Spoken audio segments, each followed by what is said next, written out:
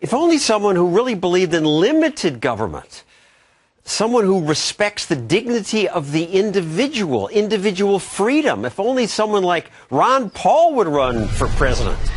Oh, he's here via satellite. Dr. Paul, why didn't you run for president? Well, John, that's interesting because I had a dream once that I actually did. And I had a dream that I was doing very well and that I won the primary in Iowa. And boy, I woke up that next morning, I went out and watched the TV. My name was never mentioned, so I guess it was all just a dream. But I've thought about it, so maybe someday I will.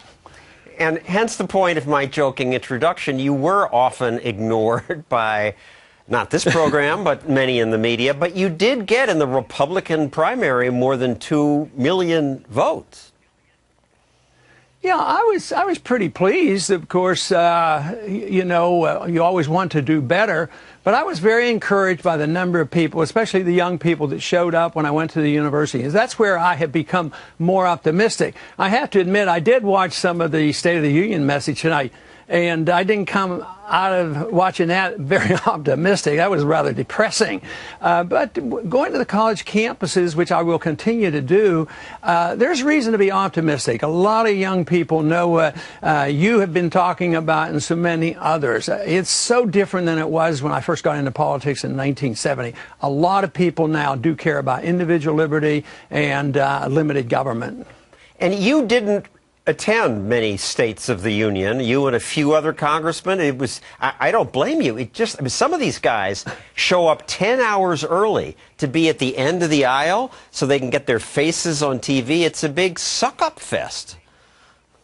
Boy, it was terrible. I watched a little bit of that tonight, and I keep thinking of, it's like a circus, a joyous occasion, and rushing in there and getting those seats. And they'll go in there and occupy a seat there very early on, hours and hours before. But the jumping up and down and the ritual that they go through, should the Republicans get up on this one or should they sit on their hands? Oh, this is one where everybody gets up and down. And it sounds like the world has been saved. If you were locked in just being on that floor, it would be so distorted. But that's about the way Washington is. It's so distorted. They live in their own little bubble, and they don't know that there's anybody like you or anybody in your audience that might have questions about what's going on in this country. And certainly we didn't get any answers tonight. And I note that there's no requirement that they hold these big celebrations, that the Constitution just says the president from time to time shall give Congress information on the State of the Union. Thomas Jefferson wrote his, and that's what happened for 100 years. George Washington said 800 words. Obama, it's several thousand words. That depresses me. I'm going to drop that. Are there younger members of Congress now? You have retired. Are there younger people who give you hope? Oh, yeah, certainly. The numbers aren't great, but, there's 6 to 12 that are going to do a very good job, and that's a lot more than there had been during the many years that I was there. So that's very encouraging. But you've endorsed a few: Representative Justin Amash, Senator Ted Cruz, sure. Thomas Massey, and Ted Yoho, right, Kerry Bentaviolo, Steve Stockman. Yeah, and that's a real good start.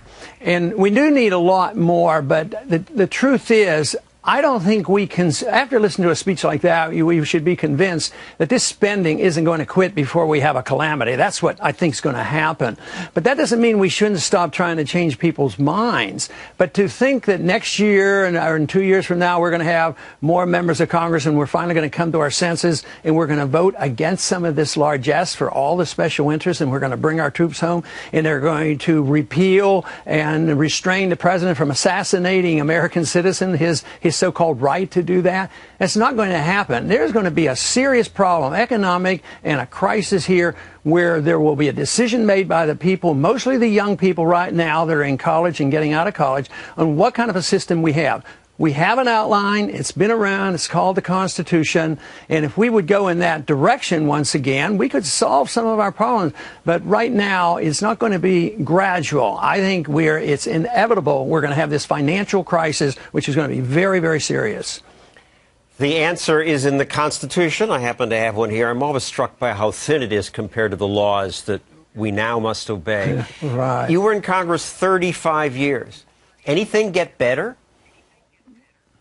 No, it all got worse. You know, the spending always went up, and government got bigger, and more wars, and more printing of money, and more power to the Fed, more central economic planning. But that's what you see on the surface. In the 1930s, most of the things you saw on the surface was defense of liberty, and even Roosevelt ran on a balanced budget and a gold standard in 1932. So I think the reverse is the case now. Everything on the surface looks like it's welfare-ism and warfare-ism forever, but I think underneath there's this smoldering desire that is growing by leaps and bounds that's saying that a lot of these people in this country have had enough of it. And I think tonight, you know, he talked about a lot about gun controls. I don't think the American people are going to put up with that. And I think this awakening is coming, is on its way. So I would like to do my share in trying to nourish that awakening. He did talk a lot about gun control, but he never mentioned the word drone once. Yeah, that's the gun we ought to really control. I think the drone missile is, and our drone warfare is one of the most dangerous things. You know, I listed when I left Congress, I listed in my speech that attack on civil liberties was our most serious threat. But then the other thing was the killing of foreigners in foreign countries, like that we do in endless countries, you know, by drones. And civilians get killed, and Americans get killed, and it's so over the top, and there's not enough talk about that. And that to me, if you don't have your civil liberty, they do say they are keeping us safe. Kill them there so they don't kill us here. Yeah, that's what they say, but every time they kill a civilian over there, you probably get 10 more that are dedicated to the principles of what the Al-Qaeda stands for. Keep foreigners out of our land and punish those who come here to kill us. And the war fever that is built up, the need. Right now I saw a statistic where we are actually putting troops into probably about 35 countries in Africa because we're competing with China. Now, China has earned some money. You know, we buy their stuff, and they're going over there and investing in natural resources. So we're investing by buying more weapons and going over there and putting more troops in Africa. And now they say, well, we've had this victory in Iraq and Afghanistan, so we're going to move to the Far East and into Africa and conquer those lands as well. And it's going to backfire because we will go bankrupt. And these things will have to stop, and there's going to be a lot of piling on. This is not the way to win friends and influence people by dropping drone missiles on them constantly. Dr. Paul, we have a large